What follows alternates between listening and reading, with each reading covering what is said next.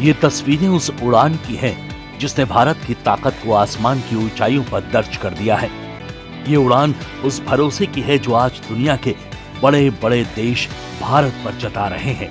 ये उड़ान उस आत्मविश्वास की कहानी है जिसने भारत को न्यू स्पेस युग का सबसे भरोसेमंद नाम दे दिया है।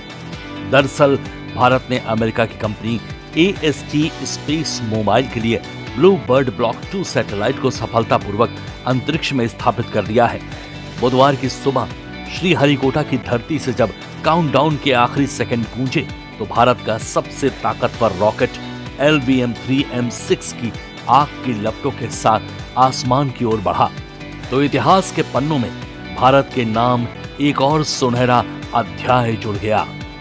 भारतीय अंतरिक्ष अनुसंधान संगठन इसरो बुधवार सुबह 8:55 पर अपने सबसे शक्तिशाली रॉकेट LVM-3 से अमेरिकी कंपनी AST स्पेस मोबाइल की ब्लू बर्ड ब्लॉक 2 संचार सैटेलाइट को सफलतापूर्वक लॉन्च किया।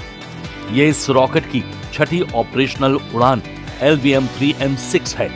ये mission new space India limited यानी NSIL और AST स्पेस मोबाइल के बीच हुए समझौते के तहत किया जा रहा है। इस मिशन से लो अर्थ ऑर्बिट लियो में दुनिया का सबसे बड़ा कमर्शियल संचार सैटेलाइट तैनात होगा। LVM-3 इसरो का सबसे शक्तिशाली रॉकेट है। इसकी ऊंचाई 43.5 मीटर है और वजन करीब 640 टन है। इसमें बड़ा 5 मीटर डायमीटर का पेलोड फेयरिंग है जिसमें ऐसे विशाल एंटीना वाले सैटेलाइट आसानी से फिट हो जाते हैं। इसके 3 चरण सॉलिड बूस्टर, लिक्विड कोर और क्रायोजेनिक अपर स्टेज इसे भारी पेलोड को सटीक ऑर्बिट में पहुंचाने में सक्षम बनाते हैं। इसी रॉकेट ने चंद्रयान 2, चंद्रयान 3 और OneWeb जैसे अहम मिशन पूरे किए हैं।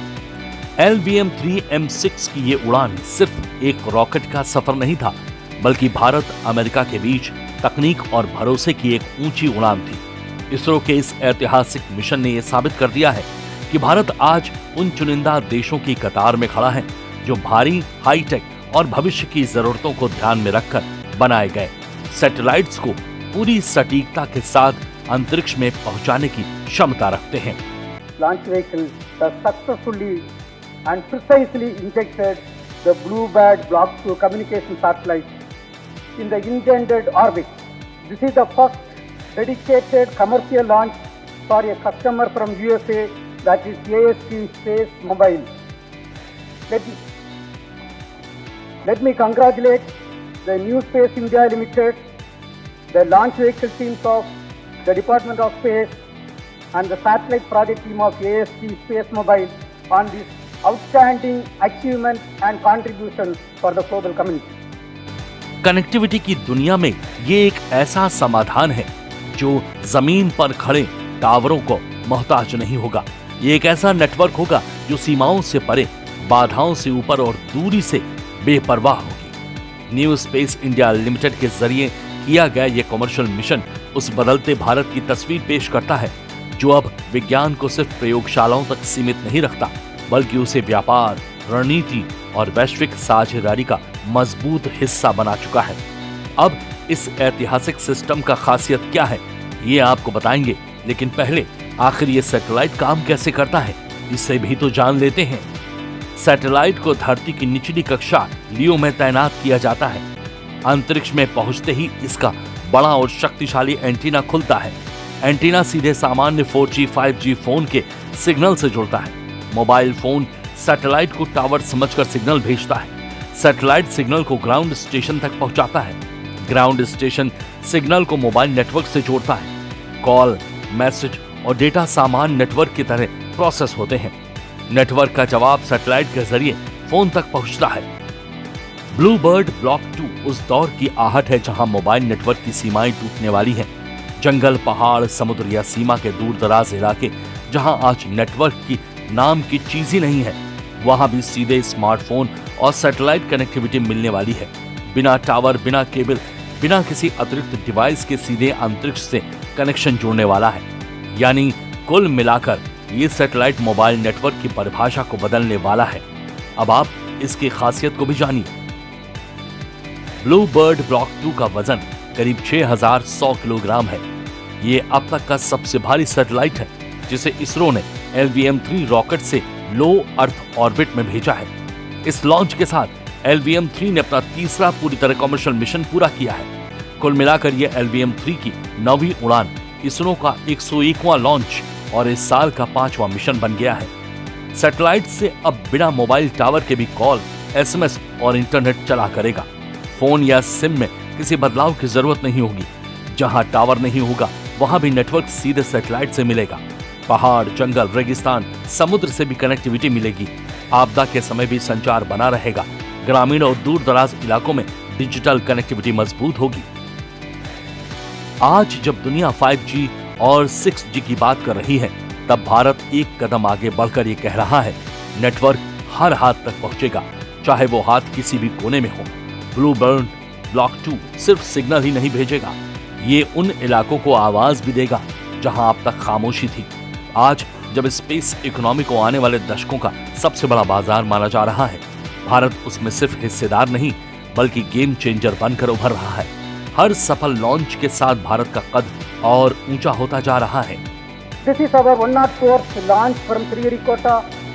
Also, the 9th successful mission of LVM-3 launch vehicle, demonstrating with 100% reliability.